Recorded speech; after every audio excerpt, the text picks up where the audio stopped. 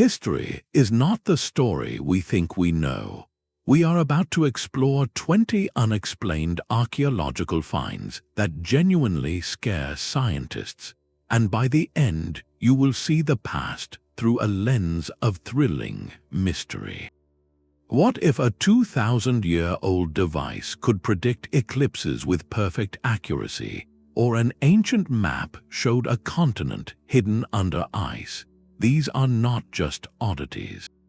They are profound challenges to our timeline, hinting at lost technologies and civilizations that rewrite everything. This journey matters because it confronts the comfortable narrative of human progress with tangible, baffling evidence. We will uncover objects and sites that defy logic, from a hammer locked in stone millions of years old to massive stone spheres of perfect geometry. Each discovery is a piece of a grander puzzle we are still assembling. What forgotten truth about our world are you ready to consider? The unsettling power of an ancient artifact does not come from a ghost story. For a researcher, the deepest chill arrives when an object simply should not exist. This intellectual fear is the quiet dread of a foundational crack appearing in the wall of established history. Imagine dedicating your life to a carefully constructed timeline of human progress, only to hold in your hands a tool that places advanced engineering millennia before its accepted invention. The scare is not supernatural, it is revolutionary. It is the vertigo felt when the very framework of your field begins to tremble. Experts describe a kind of filtering, a subconscious tendency to fit new evidence into old boxes, because the alternative is to admit that the entire narrative might be wrong. A single, undeniable anomaly can force the rewriting of textbooks and humble even the most confident minds. This is the thrilling frontier we are stepping onto, where each unexplained find is not a dead end but a door.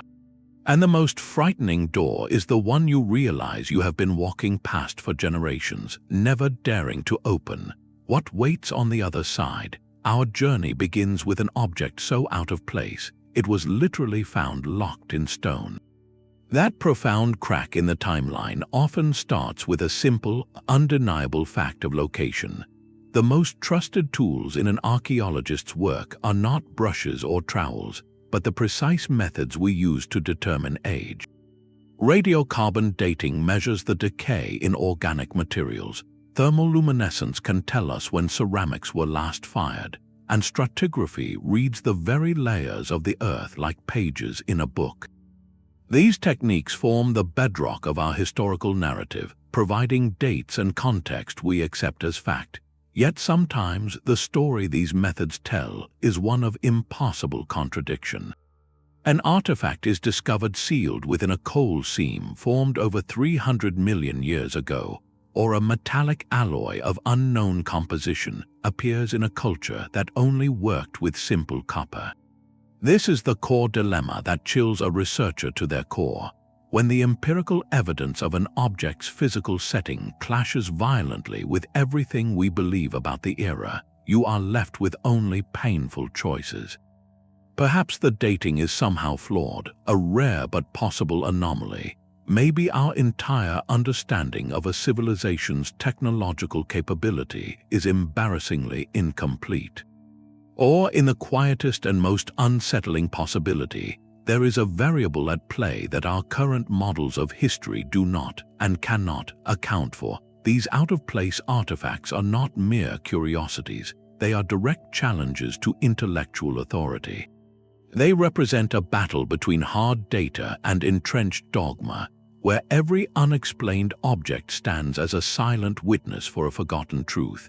The fear they inspire is the fear of being wrong on a fundamental level, of having to dismantle a lifetime's work because the evidence in your hand refuses to conform. This tension between what we know and what we find sets the stage for the specific discoveries that follow, each one a soldier in this quiet war over the past.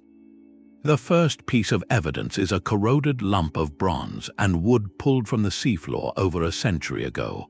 Recovered from a Roman-era shipwreck near the Greek island of Antikythera, this object sat in a museum drawer for decades, assumed to be a simple navigational tool or an ornate statue fragment. It was only when researchers finally peered inside its calcified shell that they realized the terrifying truth. They were not looking at a simple artifact. They were looking at a machine, now known as the Antikythera Mechanism. This device dates to around 100 years before the Common Era. X-ray and advanced imaging have revealed it to be an astoundingly complex system of at least 30 interlocking bronze gears, housed in a wooden case the size of a large book. Its purpose was to calculate the positions of the Sun, Moon, and known planets, to predict lunar and solar eclipses, and even to track the cycles of athletic games like the ancient Olympics. The precision of its gearing is comparable to that of an 18th-century Swiss clock, a level of mechanical engineering thought impossible for its time. This is what sends a genuine chill through the scientific community. The mechanism is not just advanced, it is completely isolated. There is no evolutionary trail leading up to it, no simpler prototypes found in other Greek ruins, and no mention of such technology in any surviving historical texts. It appears in the record fully formed, a technological singularity, and then vanishes without a trace for over 1,500 years. Its existence implies a lost school of Greek mechanics, a lineage of genius and craftsmanship that our history books have entirely missed. The fear it inspires is not of ghosts but of gaps. It forces a humbling question. If we could lose the knowledge to build something this sophisticated once, what other peaks of ancient understanding have crumbled into dust, leaving behind only silent, corroded fragments as clues to a world far more ingenious than we ever dared to dream? That corroded Greek mechanism is a ghost of a lost technological lineage, but the next artifact presents a different kind of enigma, one of quiet, simple, and profound potential. Within the collections of the National Museum of Iraq sits an unassuming clay jar, roughly the size of a man's fist. It was unearthed in the 1930s near Baghdad, and it dates from the Parthian period, a time spanning from around 250 years before the Common Era to 250 years after. The jar itself is ordinary, but its contents are anything but. Inside, researchers found a copper cylinder, carefully sealed with asphalt, and within that cylinder, an iron rod. The arrangement is strikingly deliberate. If this jar were filled with an acidic liquid, something as common as vinegar or fermented grape juice, a fascinating reaction would occur. The acidic solution would act as an electrolyte, allowing a small electric current to flow between the dissimilar metals of the copper and the iron. In essence, this simple terracotta pot becomes a primitive battery, capable of generating about 1 volt of electricity. The terrifying implication here is not of a complex machine, but of a fundamental principle understood centuries, even millennia, before its official discovery in the Western world. Conventional history credits scientists like Luigi Galvani and Alessandro Volta with the foundational work on electricity in the late 1700s, over 1,800 years after this jar was crafted. So what were the Parthians or their neighbors doing with this knowledge? The scientific fear does not stem from the object itself, but from the vast, empty space of possibility that surrounds it.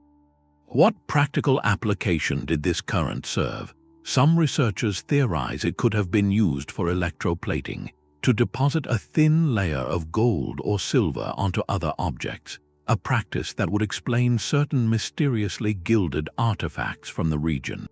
Others suggest a more ceremonial or medicinal use, perhaps for a tingling sensation believed to have healing properties. The deepest chill comes from the complete absence of context. No wires, no switches, no other components of an electrical system have been found alongside these jars. This silence is profoundly unsettling. It suggests a technology that was either so specialized and rare it left almost no trace, or whose purpose was so different from our modern applications that we simply cannot recognize the rest of its toolkit. The Baghdad Battery stands as a quiet, potent symbol. It is not a complicated clockwork marvel, but a basic, elegant proof of concept. It whispers that an ancient artisan, working with clay and metal and everyday vinegar, might have harnessed a force that would not be named for generations. The fear it evokes is the fear of a disconnected idea, a spark of genius that flickered in the darkness of a forgotten workshop, leaving us to wonder what other fundamental truths about the world were once known, used, and then lost to the relentless passage of time. While a battery implies a grasp of physical law, the next mystery confronts us with a wall of pure information we cannot read. The Voynich Manuscript is a book that refuses to speak. Carbon dated to the early 15th century in northern Italy, this illustrated codex is approximately 240 pages of dense, handwritten text in an alphabet and language completely unknown to modern scholarship.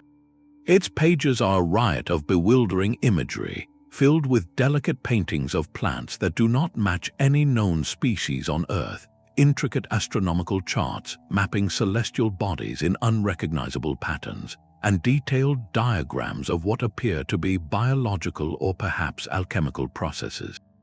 Most famously, it includes sections showing nude female figures submerged in or connected by elaborate networks of tubes and vessels, resembling a strange, organic plumbing system.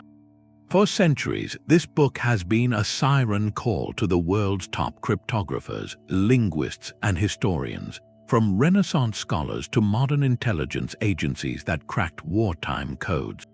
Every single one has failed. The fear this manuscript inspires is profound and unique. It is not the fear of a technological anomaly, but of an informational black hole. A book is meant to communicate, to transfer knowledge from its author to a reader. This object does the opposite. It absorbs all intellectual effort and gives back only silence and more questions. The terrifying possibility for experts is that it represents a complete linguistic dead end, a written system developed for a purpose or a community so secretive or so isolated that it left no other trace. Could it be an incredibly elaborate, centuries-old hoax? The consistency and complexity of the script, coupled with the internal structure that follows linguistic patterns like word repetition and syntax, make that theory difficult for many to accept. Its resistance is absolute. Even the most powerful modern computers, using algorithms designed to find patterns in chaos, have been unable to find a key. This resistance is what truly unsettles researchers. It suggests that the manuscript cipher, if it is one, operates on a principle outside our current models of language or code. It is a puzzle that seems to actively defy the tools we have built to solve puzzles. Holding its pages is like staring into a mirror that reflects nothing but your own confusion, a tangible reminder that the past can choose to keep some doors permanently locked. The Voynich Manuscript is more than a curious old book. It is a monument to the limits of human understanding, a beautiful, frustrating, and utterly silent witness to a thought world we may never access. A silent book guards its secrets with ink and vellum, but some messages from the past are written in a language of pure form and staggering weight. Deep in the river deltas and jungles of southern Costa Rica lie hundreds of stone spheres of such geometric perfection they seem to defy the hands that made them. Ranging in size from a child's plaything to colossal orbs over 8 feet in diameter and weighing more than 15 tons, these granite and gabbro spheres were crafted by a pre-Columbian culture over 1,000 years ago. Their surfaces, now often pitted by time, were once smoothed to an almost unnatural roundness. The immediate, practical fear for any archaeologist standing before them is not mystical but profoundly physical. How do you achieve such precision with stone hammers and abrasives? How do you move a solid stone sphere, a perfect 15-ton marble, through dense jungle and across rivers without wheels, draft animals, or modern machinery. The investment is staggering, representing thousands of hours of coordinated labor from an entire community. This scale of effort for an object with no apparent utilitarian purpose, like a grinding stone or a weapon, is what chills the logical mind. It points to a societal priority so powerful, so culturally central, that it justified a monumental expenditure of human energy. The spheres mock our modern need for functional explanations. Theories about their purpose are as varied as they are unproven. Some researchers propose they were astronomical markers, aligned with celestial bodies to track seasons or cosmic events. Others see them as symbols of power, arranged near the homes of chiefs to denote status and authority. A more speculative idea suggests they represented the sun, the moon, or even atoms in a model of a cosmic order understood by the creators. Yet each theory hits the same silent wall. The spheres offer no carvings, no inscriptions, no clear patterns of arrangement that definitively support any single interpretation. They are a statement without a translation. This is the deeper, more unsettling fear they represent. They are monuments to a forgotten psychology. We can measure their roundness, calculate their weight, and map their locations, but the intention behind them, the cultural dream that drove people to shape mountains into perfect spheres, remains utterly opaque. Their silent, geometric perfection forces a humbling admission. We may be able to reconstruct the diet, tools, and shelters of an ancient people, but we can never fully access the inner world of values and beliefs that would make carving a 15-ton stone ball the most important task a society could undertake. They stand not as ruins but as permanent questions, reminding us that the past is not just a collection of facts, but a landscape of lost meaning. The silent geometry of stone spheres speaks of a culture's priorities, but a map reveals a civilization's entire worldview. Among the most unsettling documents in cartographic history is a fragment of calfskin drawn in 1513 by the Ottoman admiral and cartographer Piri Reis.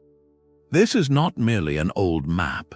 In his own notes, Piri Reis wrote that he compiled it from 20 different source charts, including several he claimed dated back to the time of Alexander the Great.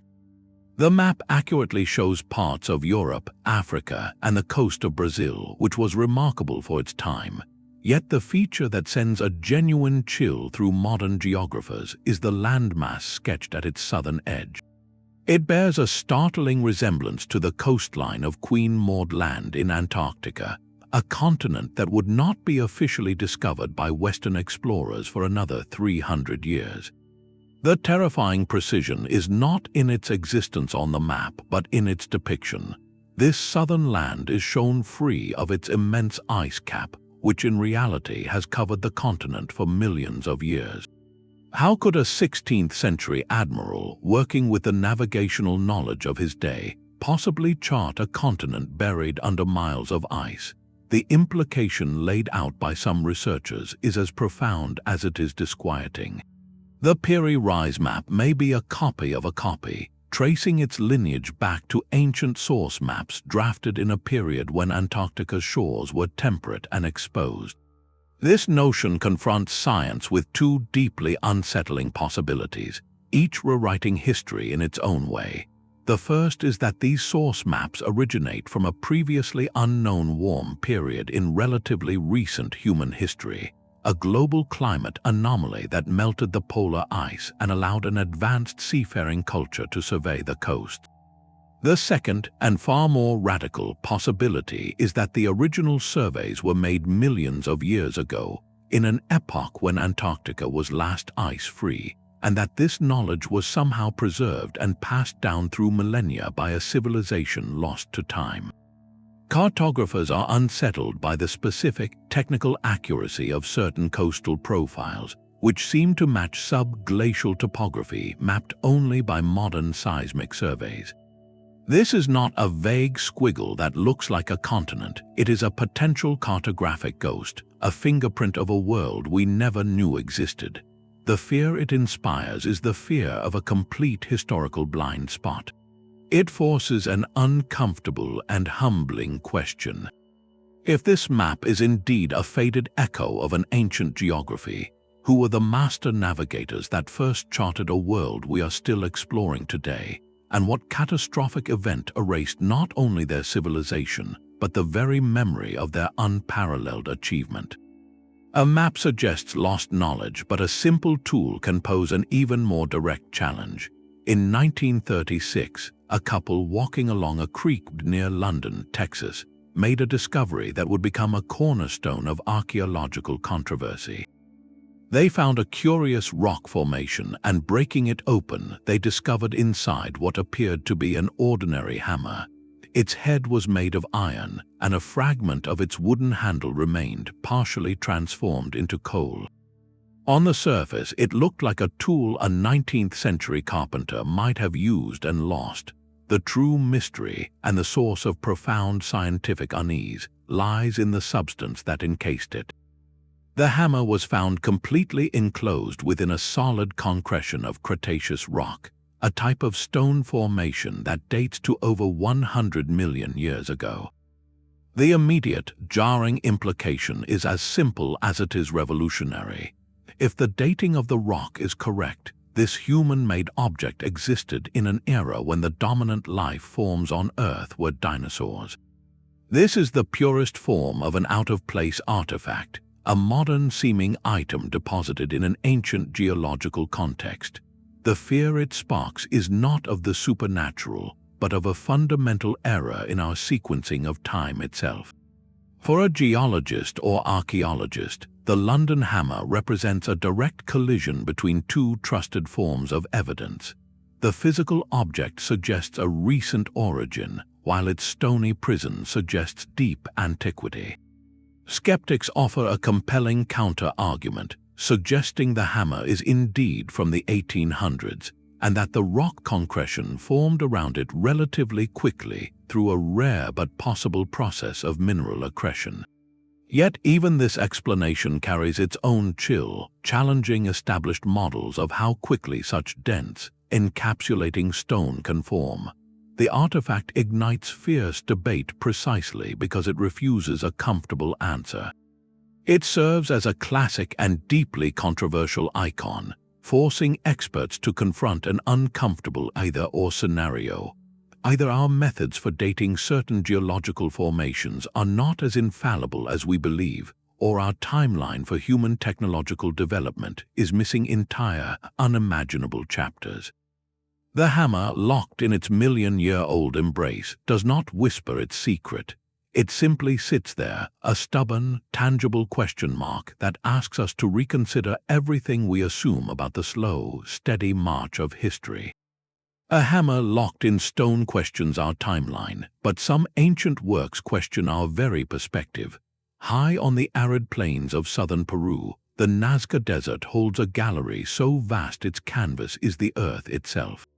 Known as the Nazca Lines, these are not mere carvings but geoglyphs, enormous designs created by removing the dark, oxidized surface stones to reveal the lighter sand beneath. They sprawl across nearly 200 square miles of desolate plateau, depicting a stunning array of forms: a hummingbird with wings outstretched over 300 feet, a spider nearly 150 feet long, a condor with a wingspan that would dwarf a modern jetliner. There are perfect triangles and trapezoids that run for miles, along with spirals and straight lines that slash across the landscape like runways. Their creation is attributed to the Nazca culture, a people who flourished from around 500 years before the Common Era to 500 years after. The technical achievement is staggering, a feat of large-scale surveying executed with simple tools and an intimate knowledge of the terrain. Yet the true, unnerving mystery lies not in how they were made, but in why they were made in a way that defies ground-level comprehension. From the desert floor, these immense figures are invisible, reduced to shallow grooves and indistinct trails. Their full, breathtaking form is only revealed from hundreds of feet in the air. This simple fact ignites a deep, intellectual chill. It presents a paradox of purpose that has haunted researchers for generations. Why would a people invest such colossal communal effort, moving countless tons of rock over centuries to create art they could never see? The fear here is one of profound disconnection, of a cultural logic so alien that we struggle to find the entry point. Theories have attempted to bridge this gap. Some propose the lines were astronomical calendars, aligned with solstices or specific star clusters, serving a practical function for agriculture in a harsh climate. Others see them as sacred pathways, walked during rituals to connect with deities or ancestors, where the journey along the line held spiritual meaning greater than viewing its shape. A more speculative idea suggests they were meant as messages for the gods themselves, who would view them from the heavens, but each explanation feels incomplete, a modern lens trying to focus an ancient light. The most unsettling possibility is that we have lost the cipher entirely. The lines may represent a form of communication or worship where the act of creation was the prayer, and the invisible, God's eye view was the entire point. Their endurance is a silent testament to a faith or a knowledge system where the reward was not in the seeing, but in the collective doing, in the alignment of an entire society with a pattern only the cosmos could witness. They stand as a humbling reminder that some of humanity's greatest works were not meant for us, and that the grandest intentions can become the quietest mysteries, etched not in stone but in the very skin of the earth. The silent lines of Nazca are a mystery of invisible scale, but another Peruvian site presents a puzzle of impossible intimacy in stone. High above the ancient Inca capital of Cusco, the fortress complex of Sacsayhuamán stands guard. Its most awe-inspiring feature is not its strategic location, but the sheer, silent perfection of its outer walls. These are not simple stacked blocks. They are megaliths of staggering size, some weighing over 120 tons, hauled from quarries miles away and lifted into place without the wheel or the pulley. What truly chills an engineer or archaeologist to the core is not their mass but their marriage. Each stone is a unique, irregular polygon, with as many as 12 distinct sides, yet they fit together in a seamless, three-dimensional jigsaw puzzle of such precision that the gaps between them are virtually non-existent. For centuries, locals have said not even a razor blade can be inserted between these giant puzzle pieces.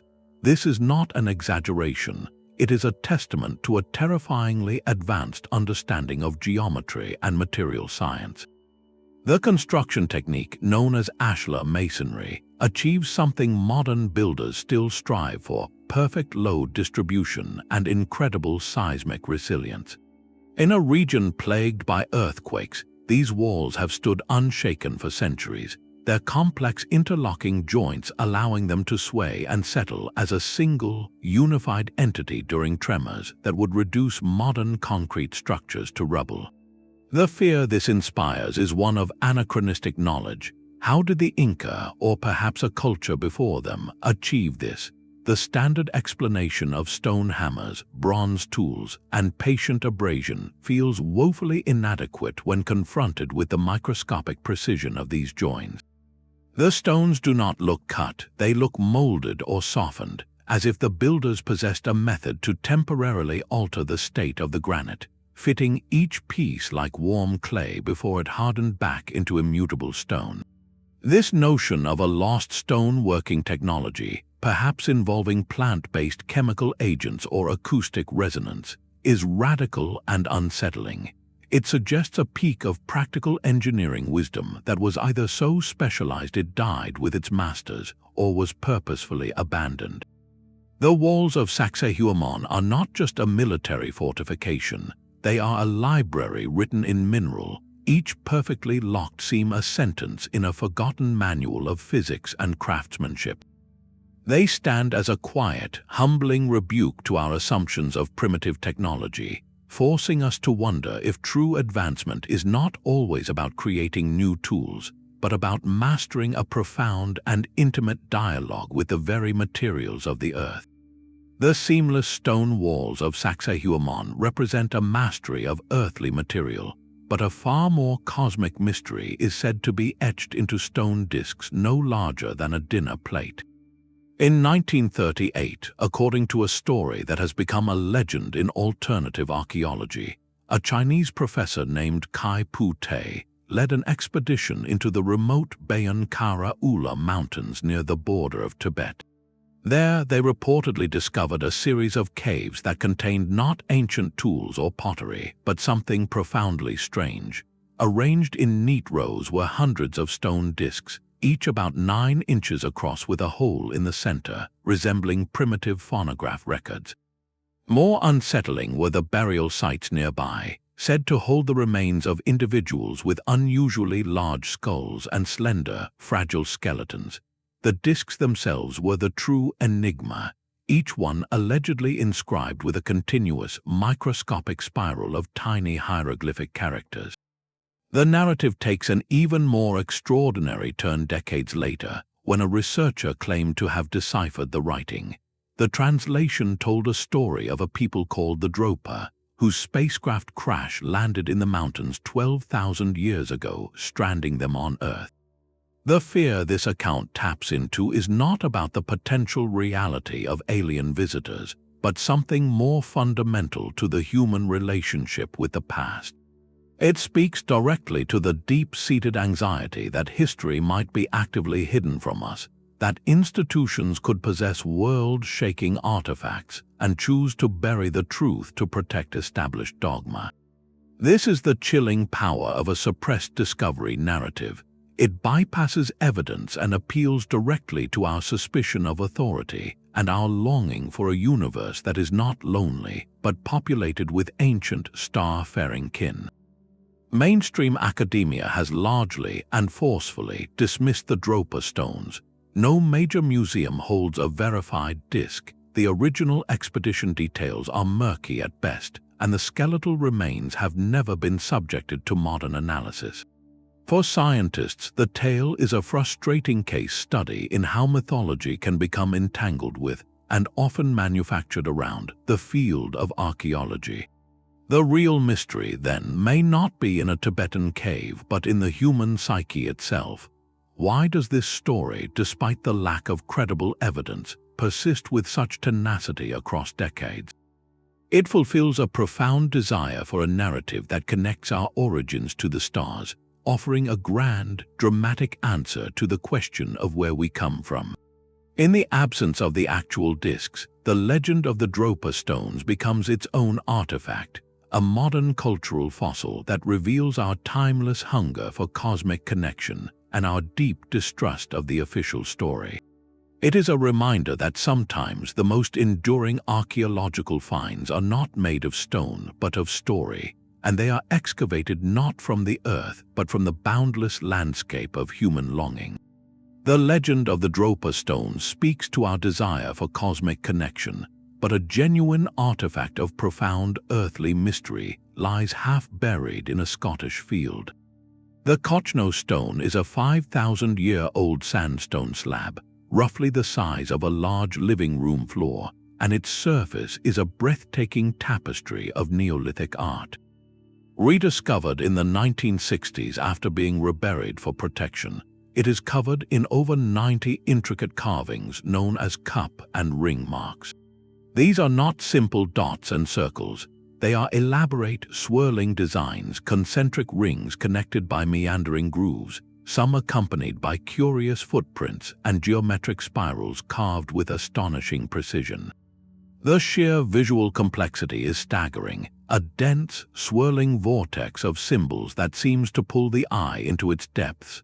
For archaeologists, the stone is a masterpiece of prehistoric expression, but its beauty is matched only by its profound silence. The fear it inspires is not of the supernatural, but of a complete cognitive disconnect. We are looking at a language of form, a deliberate and sophisticated visual code, and we have lost the dictionary. Was this slab a celestial map, charting the movements of stars and planets for a community deeply tied to the sky? Could its spirals represent the cosmos itself, or perhaps portals to a spiritual realm understood by the people who gathered here. Some researchers see the footprints as symbols of a ceremonial journey or a connection to ancestors, while others interpret the entire composition as a territorial marker, a statement of identity carved into the very bedrock. The true chill comes from the scale of the investment. Creating this dense network of symbols, pecking each groove and ring into solid stone with primitive tools, would have required a monumental, sustained communal effort over generations. This was not casual graffiti, it was a central, sacred project. That level of dedication tells us the meaning was absolutely vital, the very cornerstone of their understanding of the world and their place within it. And yet, that meaning has evaporated into time, leaving us with only the elegant, empty vessel. Staring at the Cochno Stone is like holding a sealed letter from a lost civilization, written in an alphabet of curves and cups. We can admire the penmanship, we can sense the urgency in its delivery, but the message inside, the thoughts and beliefs of a Neolithic mind, remains forever locked away. A beautiful and haunting reminder that some of history's most important conversations are held in a tongue we can no longer speak. A single, lonely coin can hold the weight of an entire rewritten history. In 1957, during an archaeological dig at a Native American site in Maine, a discovery was made that seemed to defy the map of the known world. It was a small silver coin, later identified as a Norse penny minted between 1065 and 1080 of the Common Era. On its own, the coin is unremarkable, a piece of currency from the reign of King Olaf Kyrre of Norway. But its location is nothing short of terrifying for historians. This Maine Penny is the only pre-Columbian Norse artifact ever found in the United States outside of the confirmed Viking settlement at El Anse aux Meadows in Newfoundland, Canada. Its presence on the New England coast, hundreds of miles to the south, is an anomaly of staggering proportions. The immediate, chilling question is one of distance. How did this coin travel so far from its point of origin? The fear it sparks is not of a ghost but of a phantom network, a web of connections that our history books have never drawn. One possibility is direct exploration. Could Norse voyagers, having established a foothold in Newfoundland, have ventured further down the North American coastline, perhaps trading or making brief contact with indigenous peoples in what is now Maine? The sagas speak of lands like Vinland, but their exact locations remain debated. This coin is a tiny, metallic whisper that those voyages may have ranged much farther than we ever believed. The other, equally plausible explanation is perhaps even more unsettling in its implications. It suggests a vast and sophisticated indigenous trade network that moved objects across the continent. The coin may have arrived in Newfoundland through direct contact, then been traded from hand to hand, community to community, over generations, traveling south along ancient routes that connected the far north to the eastern woodlands. This turns the artifact from evidence of a Norse journey into evidence of a continental exchange system, so efficient it could circulate a rare foreign object into a completely different cultural context centuries before European colonization. This second possibility forces a humbling shift in perspective. It means the coin is not a marker of Norse achievement alone, but a testament to the interconnectedness of the Americas, a system where a piece of Scandinavian silver could become a curiosity, a talisman, or a valuable trade good in a Wabanaki community. Its lonely presence, isolated and without any other Norse materials like tools or structures, deepens the mystery. It is a solitary data point in an otherwise empty field, a single star in a constellation we cannot see. For historians, this is the essence of the scare. It is the agony of an incomplete picture. The Maine Penny does not give answers, it only amplifies the silence around it. It dares us to question the scope of the medieval world, suggesting that the Atlantic was not an impenetrable barrier, but a space occasionally crossed by currents of people, goods, and ideas. leaving behind only the faintest, most fragile traces for us to find. A single coin whispers of lost trade routes, but a landscape of silent stone giants speaks of a culture's entire relationship with eternity. On the remote, mist-shrouded Xingquang Plateau of Laos, a different kind of mystery stands in silent congregation. Scattered across hundreds of square miles of rugged grassland and forest are thousands of enormous stone jars. Carved from solid sandstone and granite, these are not simple containers. Some stand over 3 meters tall, nearly 10 feet, and weigh several tons each, their hollowed-out interiors large enough to hold a full-grown adult. They date to Southeast Asia's Iron Age over 1,000 years ago, and their presence is both majestic and deeply unsettling. The immediate, visceral fear for any researcher who walks among them is one of immense, unexplained labor. How did the people of this highland plateau, with the technology of their time, quarry these colossal blocks, carve them with such consistent form, and then transport them across mountainous, difficult terrain to their final resting places? The logistical puzzle is daunting, a communal effort that would have consumed generations, but the deeper, more profound chill comes from the silence that surrounds their purpose. The leading theory, supported by some discoveries of human remains and burial goods inside a few jars, is that they were part of an elaborate funerary tradition. Perhaps they were used for a sky burial practice where the deceased were placed inside to await their journey, or maybe they served as vast ossuaries for communal remembrance. Yet this explanation, while logical, feels incomplete. It raises more questions than it answers. Why choose such a permanent, monumental form for this practice? What belief system viewed a multi-ton stone vessel as the appropriate companion for the journey after life? The true fear archaeologists confront here is the scale of the endeavor set against the void of our knowledge. We know almost nothing about the culture that created them. They left no written records, no grand cities, no other monuments on this scale. These jars are their loudest, most enduring statement, and we cannot understand the language. They represent a monumental focus on ritual, on the ceremonies surrounding loss and memory, that has left no other clear traces for us to follow. Each jar is a solitary sentinel of a forgotten cosmology, a testament to a people who invested their greatest skill and effort not in palaces or fortresses, but in crafting eternal vessels for the most profound human transition. They stand as a haunting reminder that a civilization's pinnacle achievement might not be for the living, but for the care and honoring of those who have passed, a priority so absolute it reshaped the very landscape into a field of silent, waiting stone. A field of silent stone jars honors a culture's final journey. But what if the very foundations of civilization were built not for survival, but for something far more profound? In the dusty, sun-baked hills of southeastern Turkey, a discovery so radical emerged it did not just add a chapter to history, it demanded an entirely new book. Known as Göbekli Tepe, this site is a sprawling complex of massive T-shaped limestone pillars, some weighing over 10 tons, arranged into great stone circles.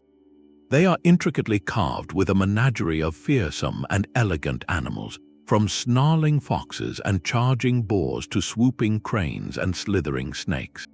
The artistry is breathtaking, a clear sign of sophisticated symbolic thought. But the true, world-shaking terror for archaeologists came with the radiocarbon dates. This temple, for that is clearly what it was constructed around 9,600 years before the Common Era. That places its creation a staggering 6,000 years before Stonehenge, and most critically, thousands of years before the widespread adoption of agriculture. This single fact delivers a chilling blow to one of our most cherished narratives of human progress. For generations, the story was clean and logical. Humans first learned to farm, which created food surpluses. These surpluses allowed people to settle in one place, forming villages. Only then, with stable communities and spare time, did they develop complex religion and the manpower to build monumental architecture. Göbekli Tepe stands that entire sequence on its head. Here we have the most monumental architecture of its era, built by people who were, according to all conventional models, simple hunter-gatherers. The fear this inspires is not of a ghost, but of a paradigm collapsing. Who organized the hundreds, perhaps thousands of people needed to quarry, carve, and erect these pillars? What belief or purpose was so powerful, so unifying, that it compelled nomadic bands to come together and labor for generations on a project that yielded no grain, no shelter, no immediate practical benefit? The site suggests a terrifyingly beautiful possibility. Perhaps it was not farming that made civilization possible. Perhaps it was the human urge to come together for a shared spiritual vision, to build a sacred space for ritual and community that created the need for a settled, organized society. In this light, agriculture may not have been the brilliant inventor of culture, but its eventual, practical byproduct, a way to feed the great gatherings that faith had first summoned. Göbekli Tepe is a humbling, majestic puzzle. Its carved pillars stare back at us, not as ruins of a fledgling society, but as the sophisticated product of a forgotten golden age, a testament to the idea that the first thing humans ever built on a grand scale was not a granary or a wall, but a temple. The silent temples of Göbekli Tepe suggest that faith may have built the first societies, but on a remote island in the vast Pacific, a different story of societal ambition reaches a haunting crescendo. The Moai of Easter Island are far more than their iconic, solemn faces. Nearly 900 of these monolithic statues, some weighing over 80 tons and standing as tall as a 3-story building, were carved from volcanic rock and then transported kilometers across the island's rugged terrain. The immediate mystery is one of pure physics.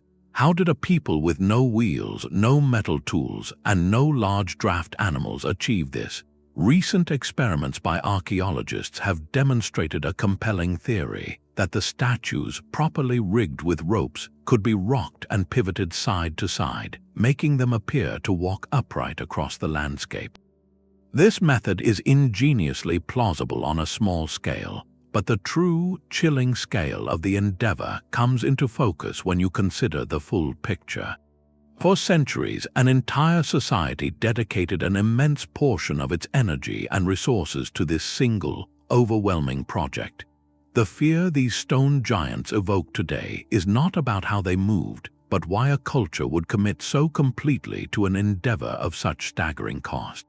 The deeper, more sobering mystery lies in the ecological shadow the Moai cast. Research suggests that the island was once covered in a lush palm forest, a resource that would have been absolutely critical for building the sledges, rollers, and ropes needed to move the statues and for supporting a growing population. As the statue building reached a fever pitch, the evidence points to a terrible tipping point. The trees were felled faster than they could regrow. Without the forest, the soil eroded, bird populations vanished, and the ability to build fishing canoes disappeared. The very act of creating these magnificent monuments may have systematically dismantled the ecosystem that sustained the people who built them. This is the profound and unsettling lesson of Rapa Nui. The Moai are not just statues, they are a stone chronicle of a society's priorities. They stand as a chilling, timeless warning of what can happen when a cultural drive for monumental expression, for reaching towards the gods or honoring ancestors, fundamentally outpaces the careful stewardship of the environment.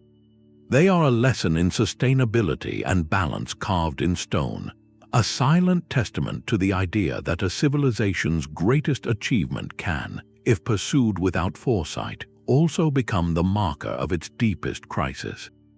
Beneath the waves off a remote Japanese island lies a mystery written in stone. The Yonaguni Monument is a colossal underwater formation, a sprawling complex of rock that plunges down into the deep blue. Its features are what stop a diver in their tracks and ignite fierce debate back on land. There are vast, flat terraces that look like giant plazas. There are sharp, clean steps ascending in perfect sequence. There are what appear to be wide, straight roadways and two massive pillars standing side by side. Most strikingly, there are corners that meet at precise 90-degree angles, a geometry that feels profoundly architectural. The immediate, visceral question for anyone who sees it is simple yet profound. Are we looking at the incredible handiwork of nature or the sunken ruins of a forgotten human world? This is the core of the scientific scare, a debate that divides experts into two passionate camps. Geologists point to the powerful forces of nature. The rock is sandstone, prone to fracturing along natural plains. Ocean currents over millennia could have carved these flat surfaces and steps through persistent, rhythmic erosion. The right angles and straight lines, they argue, are a stunning example of pareidolia, our human tendency to see familiar patterns, especially buildings and structures, in random natural shapes. To them, Yonaguni is a masterpiece of aquatic geology, a beautiful accident. But for archaeologists and those who study ancient cultures, the formation tells a different, more haunting story. They highlight features that seem to defy simple erosion, like a triangular depression that looks deliberately carved, or a trench that runs with uncanny straightness for meters. The sheer scale and organization of the terraces suggest a plan, a purposeful layout that nature rarely creates in such a concentrated form. The terrifying implication, if this is indeed a made structure, is its potential age. Sea levels were significantly lower over 10,000 years ago at the end of the last ice age. If Yonaguni was built then, its creators would have worked on dry land, constructing a monument of staggering ambition. This timeline places its construction in a prehistoric era before the pyramids of Egypt, before the great cities of Mesopotamia, potentially pointing to a precursor civilization in the Pacific that history has entirely forgotten. The true fear it embodies is the vast, unknown chapter of human history that now lies submerged. Our planet's coastlines have changed dramatically, and the continental shelves, now under hundreds of feet of water, were once the fertile, inhabited plains where early humanity might have thrived. Yonaguni stands as a sentinel on this underwater frontier, a symbol of all we might have lost when the glaciers melted and the seas rose. It represents the ultimate locked archive, holding secrets in a pressure-sealed vault we are only beginning to explore. Whether a natural wonder or a drowned city, its silent presence asks us a humbling question.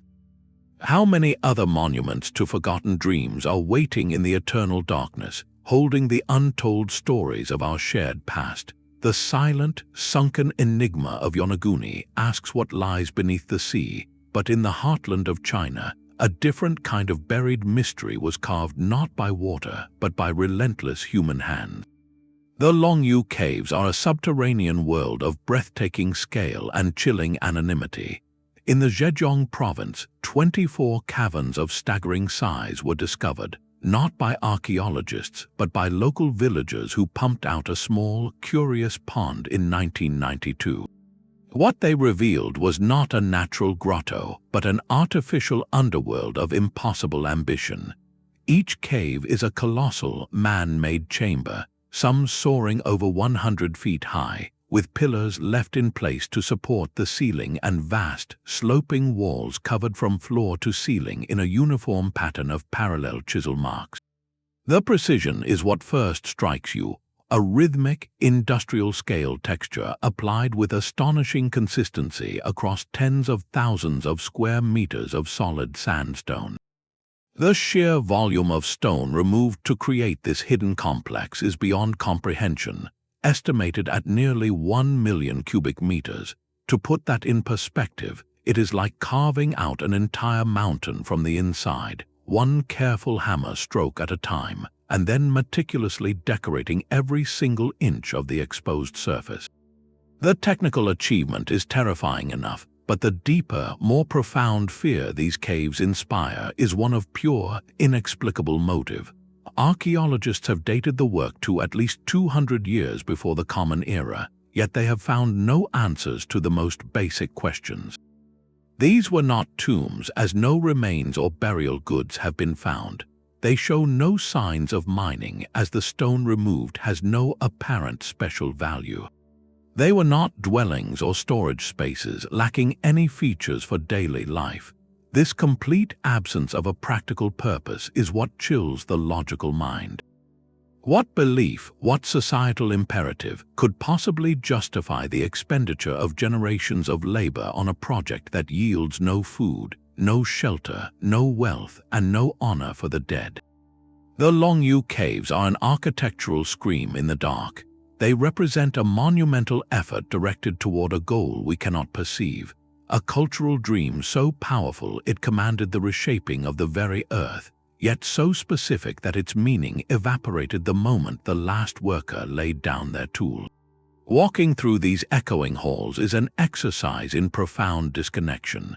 You are surrounded by the overwhelming evidence of purpose, of a unified will executed with masterful skill, yet the purpose itself is a haunting void. They stand as the ultimate expression of a forgotten priority, a reminder that the past is filled with cathedrals built for gods whose names we have never learned. But knowledge can be etched in stone with a clarity that defies all explanation. In a private collection in Colombia rests an artifact known as the genetic disc. Carved from a dense black stone called lyddite, this circular object is roughly the size of a large dinner plate and is estimated to be over 6,000 years old. Its surface is not decorated with gods or animals, but with something far more intimate and scientifically precise. On one side, carved in stunning biological detail, are clear depictions of a human sperm cell, an egg cell in the process of fertilization, and a developing fetus connected by an umbilical cord. The other side shows what appear to be various stages of embryonic and fetal development. The imagery is unmistakable and terrifyingly anachronistic.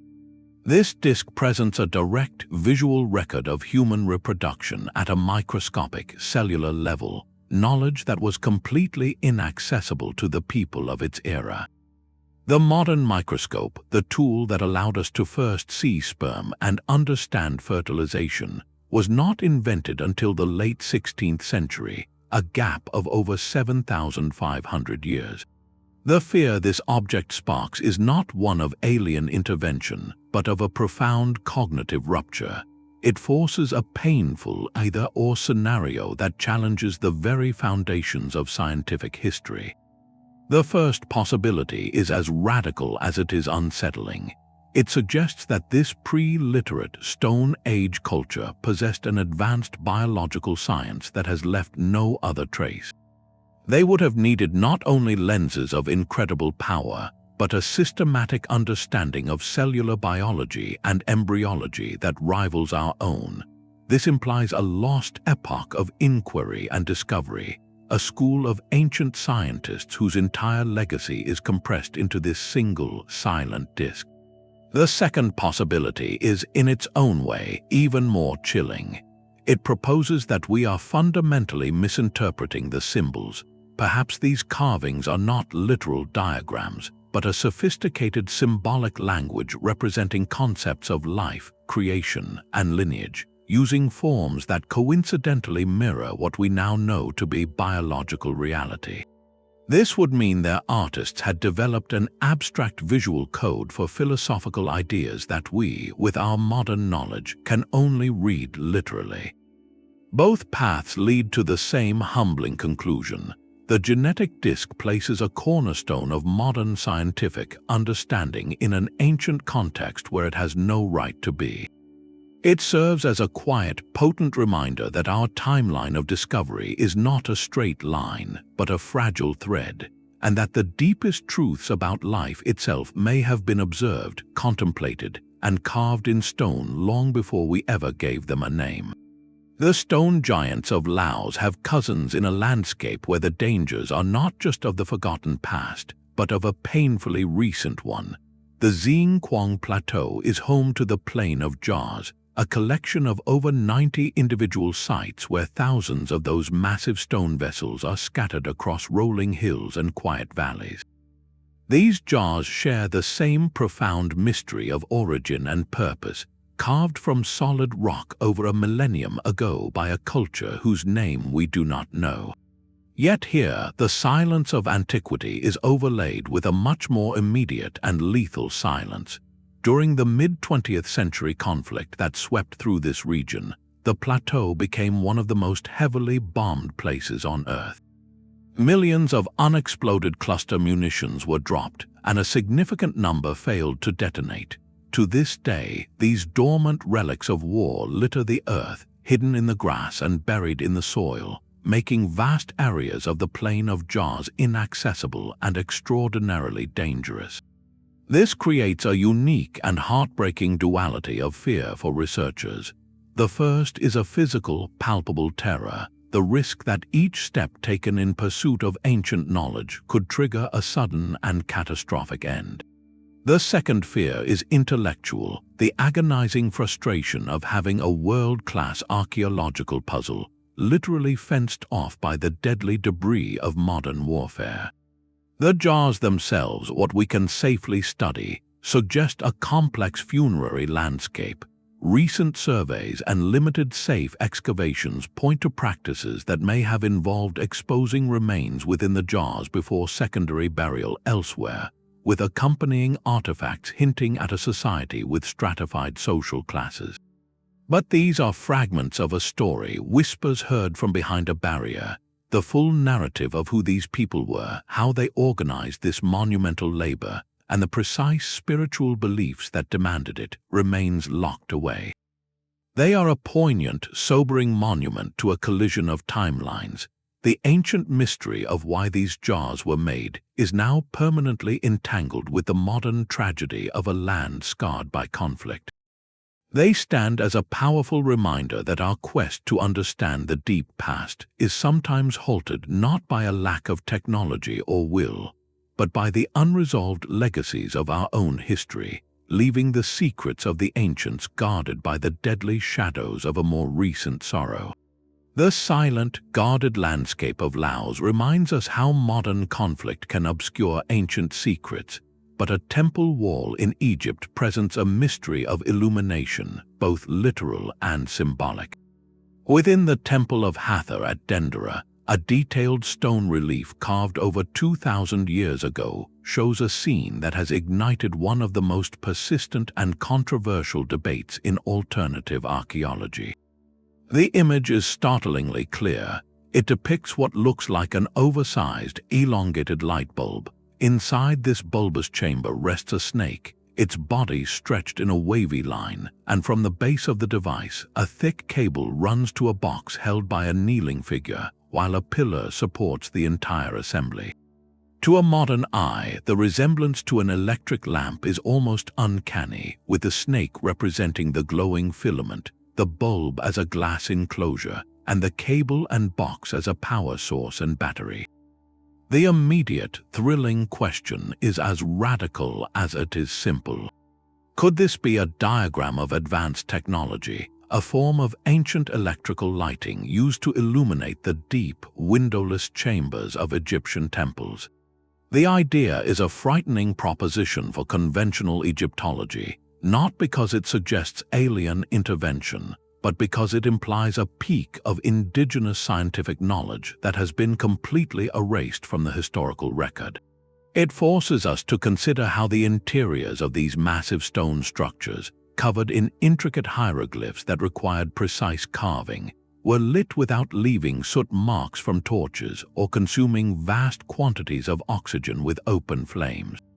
The theory suggests a clean, efficient light source, something that would explain the absence of smoke residue on many temple ceilings. Mainstream scholars offer a powerful and well-established symbolic interpretation. They identify the scene as a mythological representation, showing the creation myth of a snake deity emerging from a lotus flower, which itself is born from the primordial waters, represented by the supporting pillar. The box and cable are seen as ritual objects, part of a ceremonial tableau meant to convey spiritual, not electrical, energy. This reading is deeply rooted in the understood iconography of Egyptian religion. Yet the chilling power of the so-called Dendera Light lies in its stark visual anachronism. It represents the ultimate clash between two ways of seeing. One view looks at the past through the lens of myth and symbol, a rich tapestry of spiritual belief. The other looks through the lens of engineering and practical necessity, seeing a potential technical manual. The fear it evokes is not about proving one side right, but about the vast gulf in understanding it reveals. If it is purely symbolic, why does its form so precisely mirror a technology that would not be reinvented for millennia? And if it was somehow technical, what catastrophic loss of knowledge could explain why such a revolutionary invention left no other physical trace, no wires, no switches, no other unambiguous depictions? The relief sits at a crossroads of interpretation, a permanent question etched in stone. It asks us to consider whether our ancestors spoke only in the language of gods and serpents, or if, within those sacred stories, they also encoded the blueprints for wonders they built in the dark. A diagram of potential light on an Egyptian wall is a mystery of interpretation, but a shape on a sonar screen in the cold darkness of the Baltic Sea is a mystery of pure, unsettling presence. In 2011, a Swedish ocean exploration team was scanning the seafloor for shipwrecks when their sonar painted a picture that defied all expectation. Resting on the seabed nearly 300 feet below the surface was a massive, circular object roughly 60 meters across, nearly 200 feet in diameter. Its form was not a random geological shape. The sonar images showed sharp edges, right angles, and long, straight lines that ran parallel to each other, culminating in what looked unmistakably like a staircase leading up to a dark, circular opening. The entire structure sat atop a thick, pillar-like base, as if it had been placed there deliberately. The immediate, visceral reaction from seasoned divers and researchers was one of profound disorientation. The deep sea is a realm of soft sediments, gradual slopes, and the occasional rounded boulder. This was geometry. This was architecture. The scientific scare it delivers is one of eerie recognition in a place where nothing man-made should logically be. The first and most rational theory points to nature's surprising hand. Geologists suggest it could be a rare glacial deposit, a massive block of rock carved and left behind by the retreat of Ice Age glaciers, its unusual shapes formed by the immense, grinding pressures of the ice. It would be a natural sculpture of breathtaking coincidence. Another plausible explanation ties it to more recent history, perhaps a secret anti-submarine device or a sunken piece of experimental naval hardware from the Second World War, now overgrown and distorted by decades of sedimentation. Yet the anomaly resists these comfortable categorizations. Its sheer scale and the apparent complexity of its features, especially that haunting staircase, push the imagination toward a more radical and terrifying possibility. Could it be the remnant of a much older structure, built on dry land during a period when sea levels were dramatically lower, and then submerged as the waters rose at the end of the last ice age? This idea would place its origins in a prehistoric epoch, pointing to a lost chapter of human activity in northern Europe that no textbook records. The mystery deepened during attempts to investigate it directly. Expedition teams reported strange malfunctions when they approached the site, with electrical equipment on their submersibles failing or cameras shutting down unexpectedly. While these events could have mundane explanations related to magnetic minerals on the seafloor or simple technical faults, they have inevitably fueled speculation about the object's properties, adding a layer of modern legend to its ancient silence. The Baltic Sea Anomaly is the quintessential modern archaeological ghost. It is a data point, a digital echo from the abyss that challenges us to reconcile what we see with what we know. It embodies the thrilling frustration of the unknown in the 21st century, a reminder that our most advanced mapping tools can reveal shapes that our existing knowledge cannot explain. It dares us to look at a sonar image and see not just rock and shadow, but a staircase descending into the darkness of our own incomplete history, waiting for someone brave enough and equipped enough to take the next step down. These scattered fragments form a pattern more unsettling than any single mystery. Stepping back from the individual artifacts, a terrifying common thread weaves through them all. This is not a collection of random oddities, but evidence pointing toward a cyclical view of human history, one where knowledge and advanced capability are not a straight line upward, but a series of peaks and profound valleys. Time and again, these unexplained finds appear not at the heart of celebrated empires, but at their shadowy edges in eras dismissed as primitive or dark. The Antikythera Mechanism emerges from a shipwreck, a masterpiece without a pedigree. Göbekli Tepe rises millennia before farmers settled in villages. The Baghdad Battery sits in isolation, a spark of principle with no connected circuit. This consistent placement is a quiet, chilling rebuke to our story of constant, cumulative progress. The fear this pattern ignites in the scientific mind is profound. It suggests our own technological age, with its satellites and silicon, may not be the first or even the most ingenious chapter. It might simply be the latest peak in a long, repeating cycle, a cycle where civilizations rise to breathtaking heights of understanding, only to be reset by forces we can barely comprehend. The evidence whispers of cataclysmic interruptions, whether from environmental shifts like the sea level changes that may have drowned Yonaguni, from the societal overreach hinted at on Easter Island, or from broader cosmic challenges lost to time.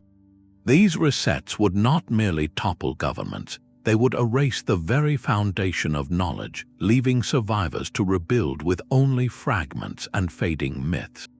This cyclical view dismantles a comforting narrative. We prefer to see history as a journey from darkness to light, from simple tools to complex machines, a steady climb toward mastery. These 20 finds argue instead for a story of brilliant dawns and long, forgetting nights. They propose that the most profound human achievements can be fragile, vulnerable to the turning of the earth or the overreach of ambition. The silent stones, the corroded gears, and the indecipherable maps become more than puzzles. They are tombstones for entire epochs of thought, markers for libraries that burned without leaving a single readable page. This is the ultimate implication that chills researchers to the core. It forces a humbling question about our own legacy. If this cycle is real, what fragments of our dazzling world will someday confuse a future civilization who will stare at a melted smartphone or a concrete foundation and wonder what kind of people we were and why our light went out? That final, humbling realization is the true gift of these mysteries. We have walked through a gallery of ancient anomalies, each one a silent, stubborn challenge to the comfortable narrative in our textbooks. From the intricate bronze gears of the Antikythera Mechanism to the geometric sonar ghost resting in the Baltic depths, these discoveries scare scientists for a reason far deeper than any ghost story. The fear they inspire is the profound unease of recognized ignorance, the vertigo of staring into a vast gap in the human story we thought we knew. These objects are not dead ends or mere curiosities. They are invitations. Each one urges us to remain humble before the past, to stay fiercely curious, and to be courageous enough to rewrite chapters we once considered complete. Perhaps the greatest discovery in exploring these 20 unexplained finds is not a single artifact, but a transformative idea. History is not a closed book, its final words written long ago. It is a living, breathing mystery, with new pages still waiting to be unearthed from the earth, the sea, and even from the forgotten corners of our own understanding.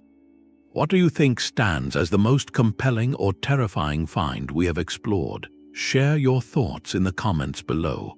If you are captivated by journeys into the unknown, subscribe for more explorations that question everything. And always remember, the past is far stranger, more ingenious, and more mysterious than we have ever been taught.